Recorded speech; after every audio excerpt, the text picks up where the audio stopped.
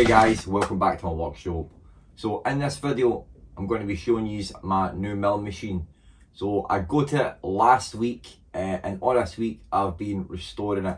Now the purpose of this video is not to actually show you the restoration, because it was mainly just a bunch of cleaning, scrubbing, elbow grease. I got some footage for when I brought it in and that, so you'll see it when I first brought it in, and then you'll see the end product, and we'll make some cuts in that. And I'll tell you what I plan to do with the milling machine and content for the channel. So hi guys, let's get into it.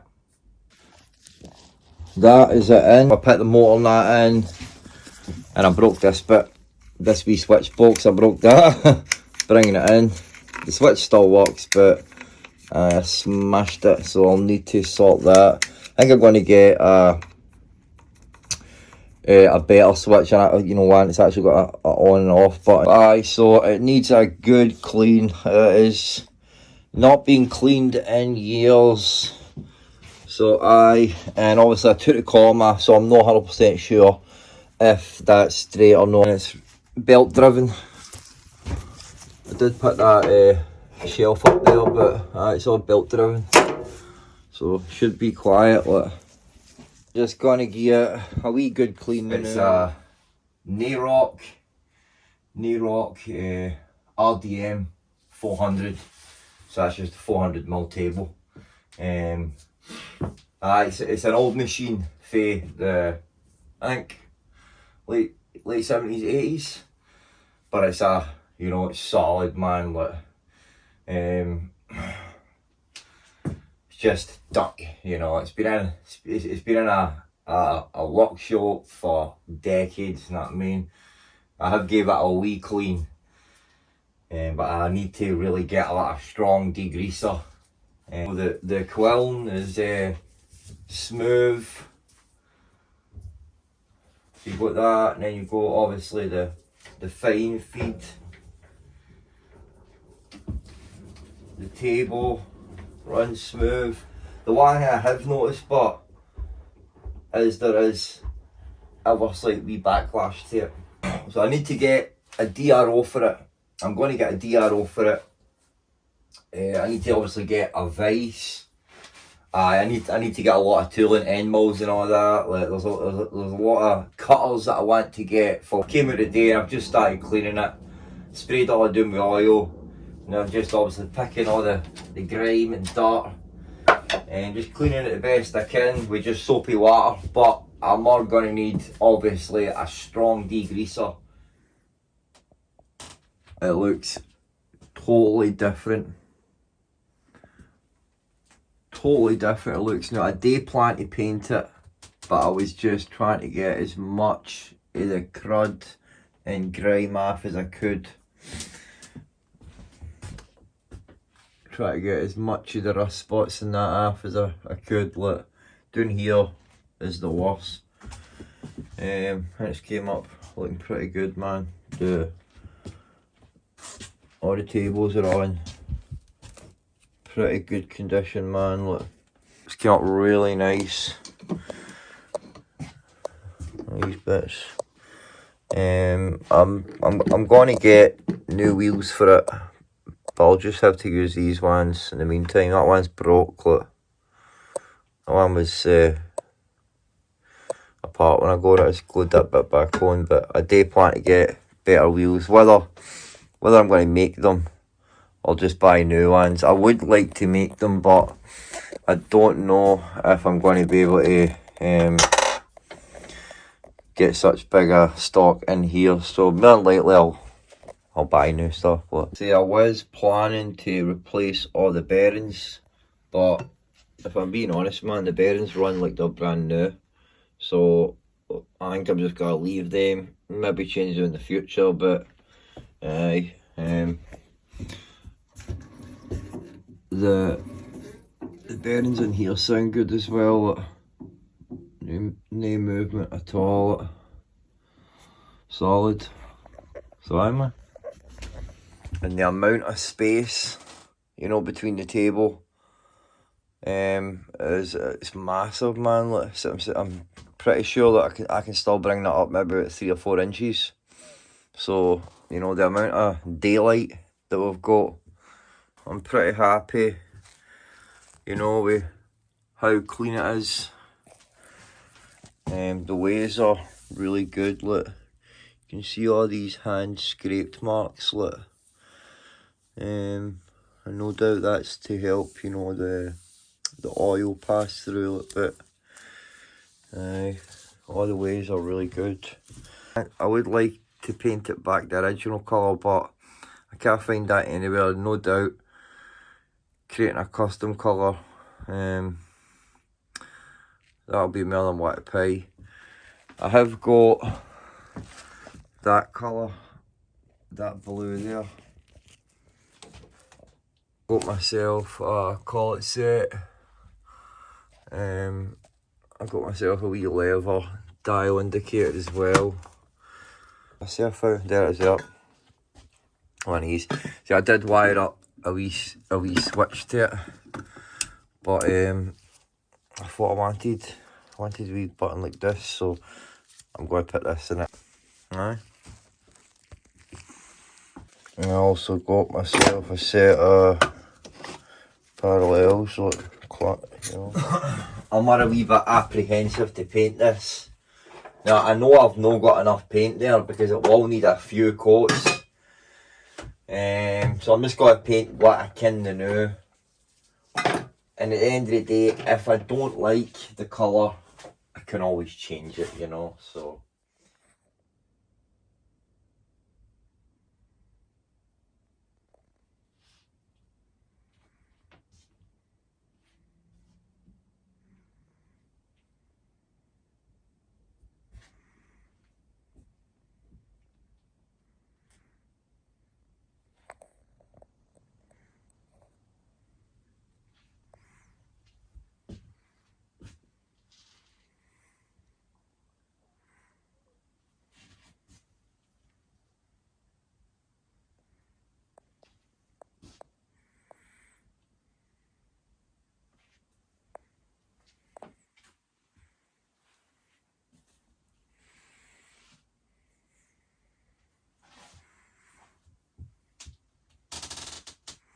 Hey guys, that is the restoration complete, man, and I'm super pleased with the outcome. It looks really good and it's clean. You know, it was for a 30-40-year-old mill, anybody can imagine who's into metalworking, it was dirty with old grease and dirt compacted metal with oil. But I've got it looking pretty clean, pretty neat. Aye man, I'm happy with it. So I put a wee proper switch on it, but aye man, and it's got the belts. I'll show you. It's got these. It's got the crappy links, so I'm going to get proper belts for them. Look, for it. I didn't think I was going to have enough paint as well. The paint job turned out pretty good. There was a wee drip there. And then I bashed the bottom of the column bit, so there's a wee nick out it there, but other than that it's pretty good. But what I'm severely lacking is tooling.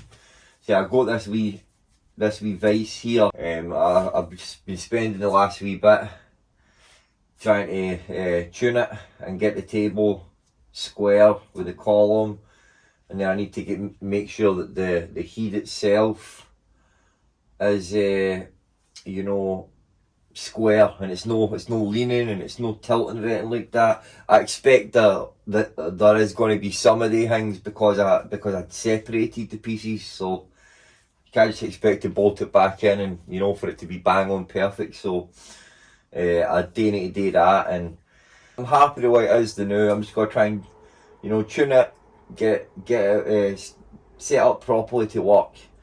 So it's actually going to give me, you know, when I'm cutting stuff, it's going to make it square. Now I'm all going to get a DRO for it as well because it's in Imperial, and I want it to be in metric. So if I get a DRO for it, then I can at least use the DRO to make all the cuts. So I'm pretty happy with where I'm all the now. Aye man, so I hope that you're looking forward to seeing the projects on the mill, you know. I'm definitely looking forward to doing them. But as I come up with projects and I'm going to do projects, that's when I'll get the tooling that I need. If I'm being honest, I spent every last bit of money I had on the mill. You know, I bought the mill, and I bought the vise, and I bought the parallel clamps and the collet set, and that was me. I've got this one in the new, which that's a 16mm end mill, 16-bit end mill.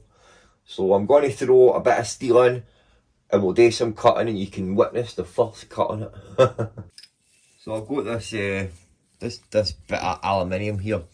I'm just going to throw this in, and we'll do a couple of wee practice cuts on this.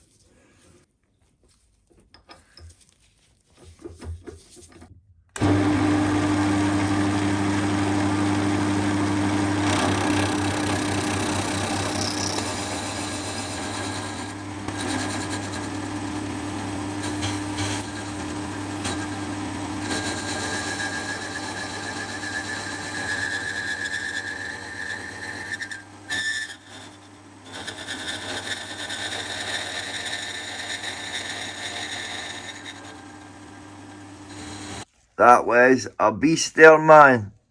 I know it's just aluminium, but man, that cut through that like butter, man. Well impressed. Man, I'm well impressed with that. Honestly, you know, that was that cut through that like butter, and I know that it's only aluminium, but I'm imagining it's going to cut through steel the same. I'm impressed with it. And the reason why I went for like one of these ones, because I was going to get a Warco WM16, and that was around about the same price. Around about the same dimensions, but it was 5 times dearer. 5 times dearer than what I paid for this. And I can imagine that this machine is a lot more sturdy than the Warco. You know, the Warco was a square column, or a turret column you call it, whereas this is a round column. Now, the advantages and the disadvantages are both of them. They will be relative depending on the person, you know. But man, I've no regrets, man.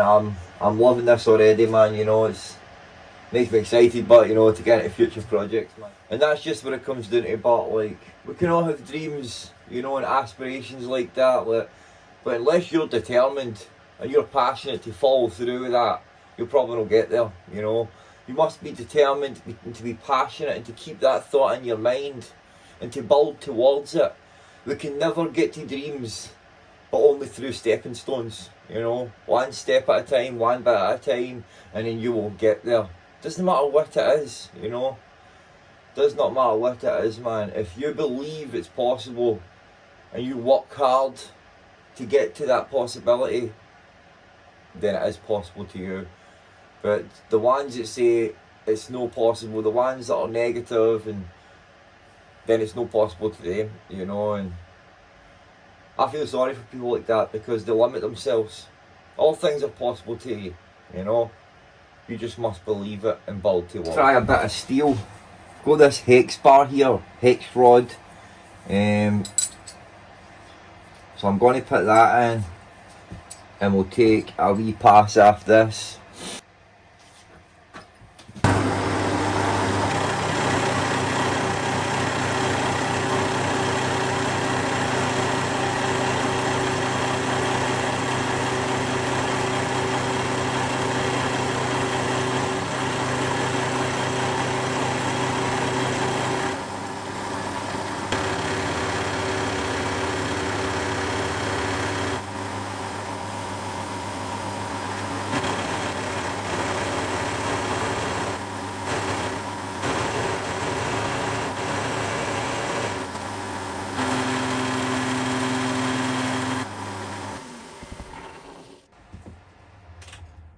So that definitely had some weird travel there to it. Now again, it could also be that the vise itself is not, you know, square to the cutter, which I'm pretty sure that's probably what it is. But you know, that cut through that steel, you know, like butter there, man, like butter.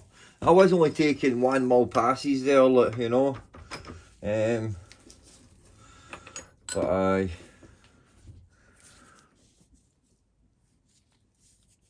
one of its key features is the fact that you can raise this up and down, which I think is really cool. And I did get it on that, which has got a hole in the middle, so I'm assuming that, you know, I've got it at its lowest point now, but I'm pretty sure the column is actually hitting my table. But it can go up really high, man, look. But that is, see look, I can't actually get any lower than that, so I think it's, at that point it's hitting the table, look. But I forget my wee hangman now. But the fact that you can raise this is cool, man, look. So I'm probably going to have to make one or buy one. But I think that is a real cool feature, man, look. And as I said, I had it was like up to here, you know, so it can go really high. It can go really high for when you want to put something big in it, look. Hey, man. Well, I was looking at it, look, it's the same with this bit. Really, I could take all of this off. See, when I get my DRO, I could take all of this off. So I don't know, you know, I might leave it, but it might look a lot better with that removed, or this removed. So there we go, guys. I hope you enjoyed this video. I mega struggled pulling this mill machine through my house, man. It was a hard job, but it genuinely was. I would not like to move it again, you know. No way. I would not like to move it again. It was really hard work, man. It took me basically all day to do it, man. Like. So what can you expect me to be making on the mill, or content to see on the channel? I've always wanted to get into model engineering. You know, it's something that ever since I built the workshop, getting into woodworking, getting into metalworking, having that aspiration to get a mill and a lathe, and just keeping that vision in my mind to get into model engineering, maybe making some steam engines and that, definitely making, you know, tools, all the kind of tools and cutters and things like that. But getting into that aspect and that side of model engineering, you know, the tools to make, you know, the steam engines. And at the end of the day, I've probably not got the skill as yet to build a steam engine from scratch, so I'd more than likely buy a kit, you know, buy the kit that's all, you know, cast iron, and you simply just need to rework it all and cut it all. So that's definitely things that I'll do in the future, but a lot of skills that I need to pick up, need to do a lot of reading, a lot of studying, a lot of learning, you know. So right, guys, I will let you go. I'll stop prattling on. Take it easy and God bless, guys. And build some, guys. See you later.